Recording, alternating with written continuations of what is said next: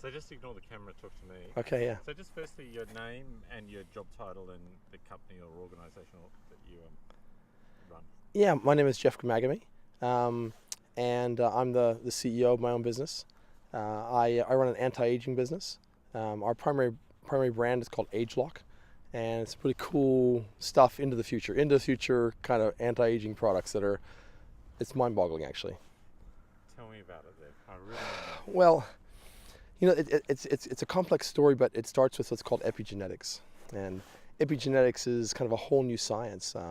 They used to believe, if you went to the doctor and asked your doctor, how's my health? They'll ask you, is there heart disease in your family? Is there cancer in your family? Is there diabetes in your family? They're looking for to inherit your genes, which may give you those diseases. And then some scientists in Sweden, actually, very cool concept, asked, well, if our genes are preset, then what about identical twins?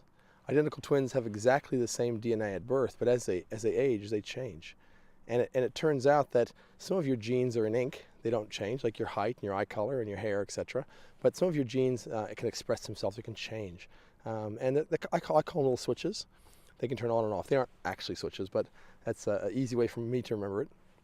And so what's happened is our company is basically, about 14 years ago, acquired a group of scientists, a company that had created some pharmaceutical grade supplements. They had a database of 35,000 plants and then chemical fingerprint and all these kind of cool things, sort of CSI stuff, to identify which parts of the plant were active. 5 years ago, we acquired a second company, which literally had an algorithm or a gene database that they could tell which of the 25,000 genes do what. So, your cell and your nucleus and your little DNA, and your DNA is filled with genes, and those genes are the software that basically, tell your cells what to be, what to do.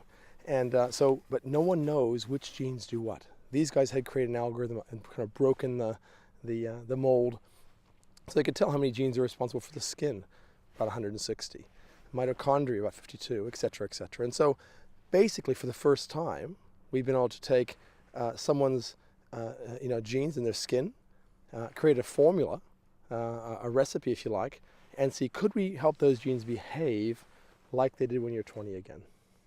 And it's revolutionary stuff. Fast forward, next year, we're launching a machine. It's called ageLOC Me, and this machine's about yay big, and literally you go online, fill in an app. This is way cool. You fill in an app, your age, your ethnicity, what concerns you have for your skin, etc., etc., etc. Fill in these questions, and they manufacture the exact ingredients you need for you. And they send these cartridges, like little inkjet cartridges, vacuum packed, no preservatives, no fillers, and the machine actually blends those ingredients every morning for you. Bespoke, personalized products designed for you. So that's the kind of cool stuff we're working on. It's really exciting. It's futuristic. It separates itself from the competition in ways. It's hard. I'll give you an example.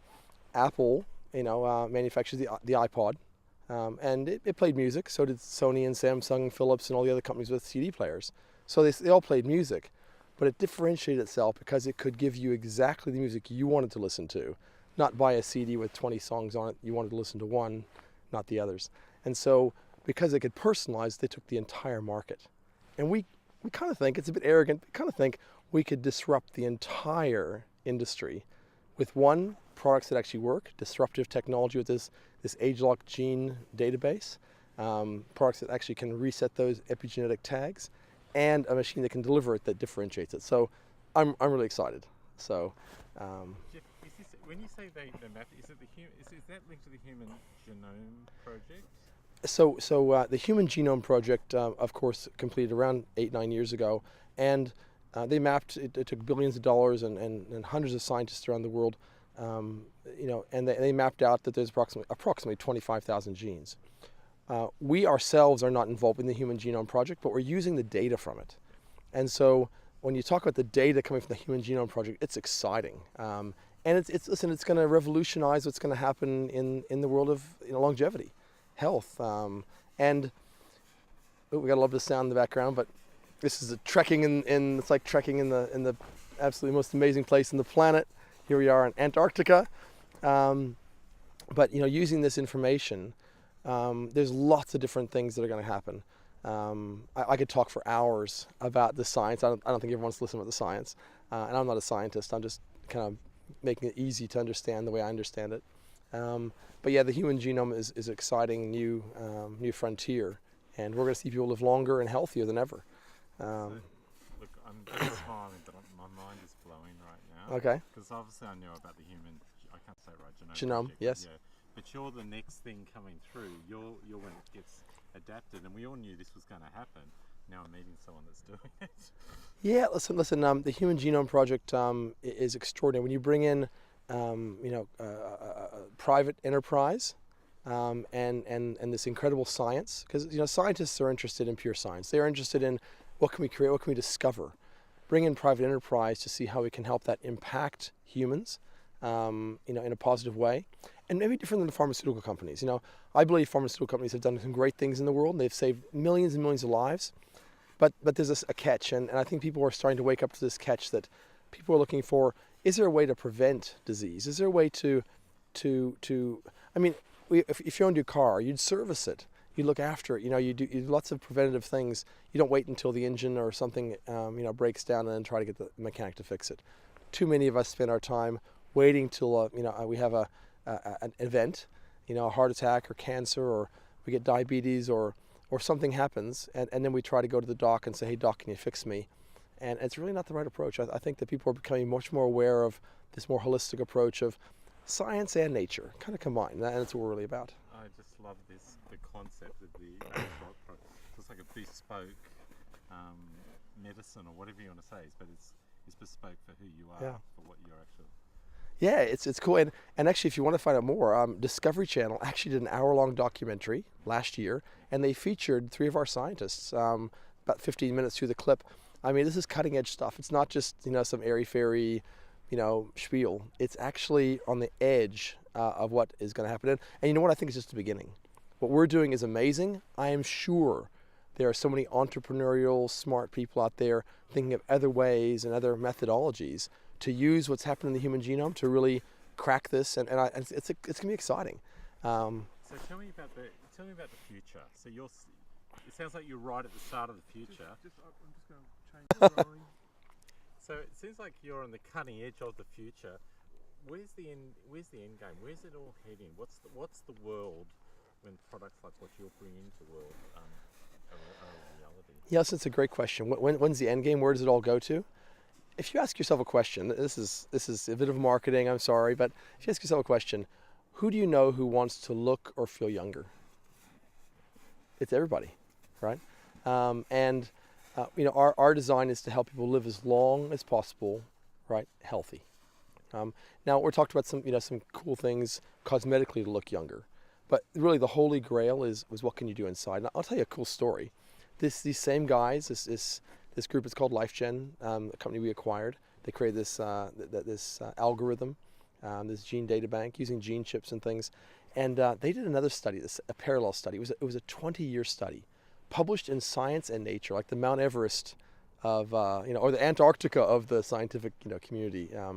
And these guys, the study was 72 rhesus monkeys over a period of 20 years. And it wasn't, I'm against cruelty to animals and that thing. So this is a humane study, zoo-like environment. They gave half the monkeys they gave all the monkeys the best monkey diet you could give them. But half of them, they gave 30% less food. Now, what do you think happened to those monkeys that ate less? Caloric restriction, calorie restriction over a period of time. The monkeys that ate less food were healthier, lived longer. They weren't getting heart disease, not one. Heart disease, no cancer, no diabetes. I mean, it's a fact that if you eat less, you live longer. Now, the challenge is, we can all do that for free. In fact, it'll save us money. Everybody on the planet can save money, save resource. It's hard. Go home and try for the next, 5, 10, 20, 30, 40 years to just eat less. So we've developed a product. It's called ageLOC Youth. And this product will launch in Australia and New Zealand in September. And literally they've discovered the genes that when you eat less that get turned on. And this product, we found a herbal or plant-based recipe, formula that switch on the same genes. And so it's a way cool product. Now, I can't say it's going to live longer because, it's hard to quantify that. And I don't like hype and puffery. But if you could help people, instead of dimming out, maybe, kind of pop out, boom, and could they live longer, healthier? I think it's an absolute. And listen, there's lots of people doing different things. There's nanobots that can inject in your blood and that can eat away the cholesterol in your arteries. There's cool things happening with, stem cell. A bit dangerous right now. You get it wrong, you could cause cancer. But someone will get it right in the next 10, 20 years. But there's lots of angles. But we're on the cutting edge of some cool stuff, and I'm excited about it. I'm excited to be part of, helping people live longer, healthier. And we're here on an amazing adventure. We're all entrepreneurs. We want to create money, revenue, create future, things for our families, but also for humanity, give back. But I don't think there's anything more important than our health. At the end of the day, if you don't have health, you have nothing.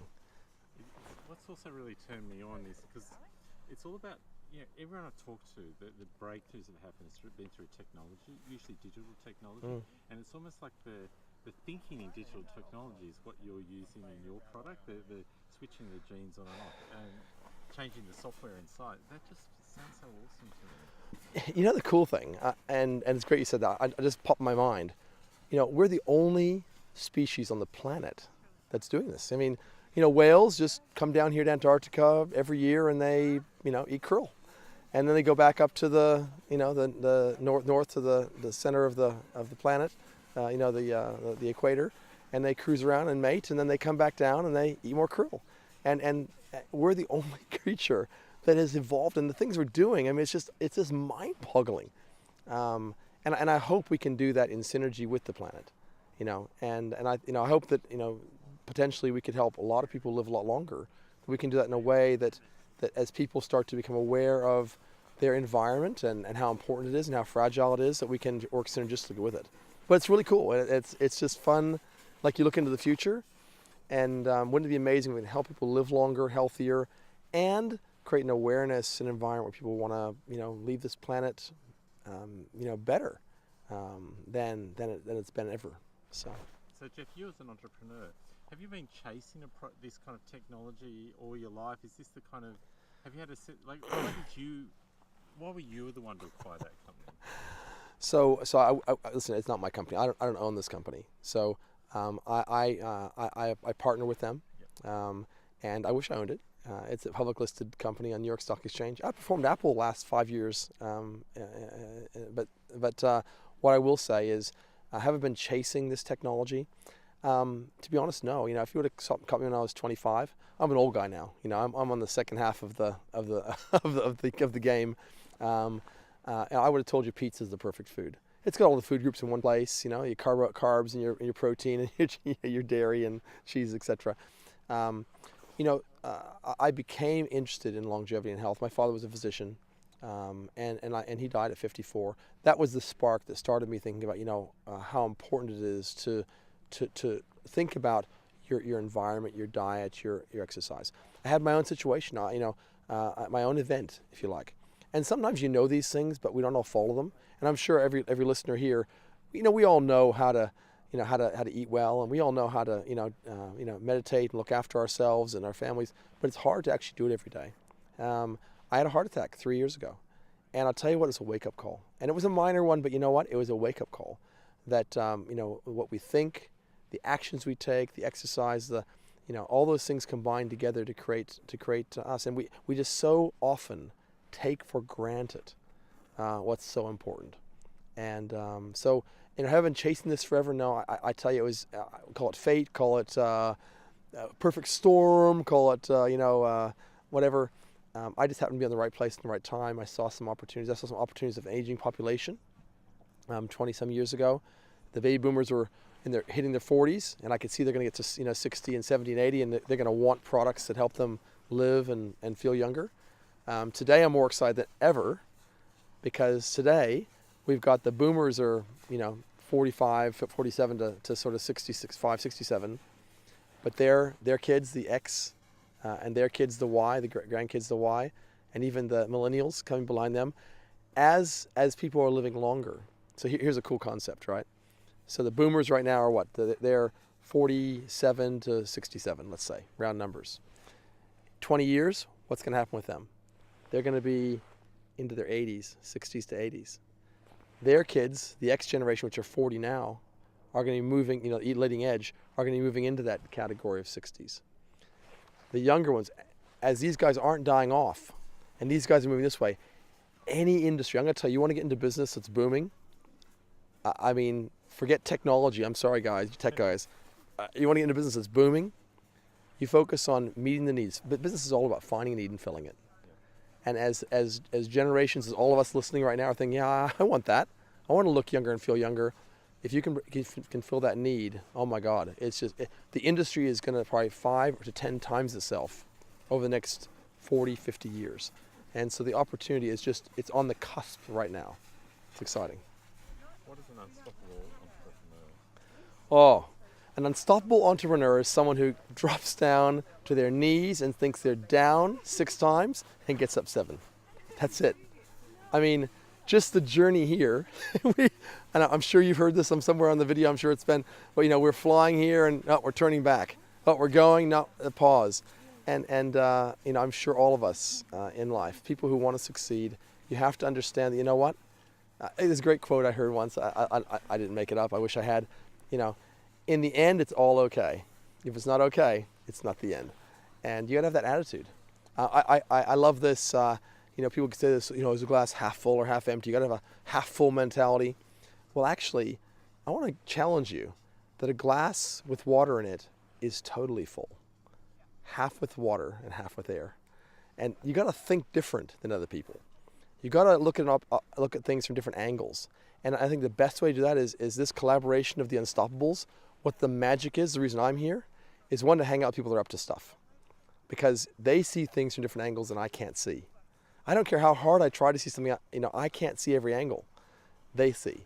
And you've got to bring other people in and partner with them. And the cool thing about Unstoppables, it's a group of people who all, they want to share in your success. They want to add and contribute. And if I can contribute to somebody else, and they can contribute to me, we are unstoppable. A rock climber, if I want to climb this mountain over here, well, I better do it with 2 people. And one anchors in and helps me up. And then I'm going to go ahead and anchor in, and he's going to help me up, or he or she. And that is what creates a team. And that's the cool thing I think that the potential of Unstoppables has, is to create an environment where we can actually help one another and all succeed together. So, pretty excited. Final question. Let's get into the future first. Sorry, repeat the question? Julia loves the idea of getting to the future first. I think you've got a bit of experience about what that's all about. How do you see getting to the future first? What's that all about? Yeah, so getting to the future first is a cool concept. I have not grasped that idea. In my world, in my experience, it's actually first generation creates and invents an idea. It's the second and third generations that actually perfect it. But it's pretty cool to pave the way for others to follow. So what I think about getting to the future first is I'm actually just kind of creating a track that someone else can put a superhighway behind me. I don't think it's going to be about me or any other company that's the first mover advantage, I think you call it. McDonald's wasn't the first hamburger. Singapore Airlines, who's the biggest? Qantas wasn't the first airline. In fact, the airlines that were the first movers actually don't exist anymore. The restaurants that were the first watches aren't the biggest, but they paved the way for the idea for young, vibrant, enthusiastic people to also follow in and add their perspective. And that's where I think multiple people from different angles coming in can create magic. And so there's so much abundance out there. There's so many opportunities out there. I've met so many cool people with so many ideas. I'm like, wow, that is an awesome idea. It's inspiring. And so, the future first is an awesome concept. Thank you so much. That was unbelievable. So how can we get our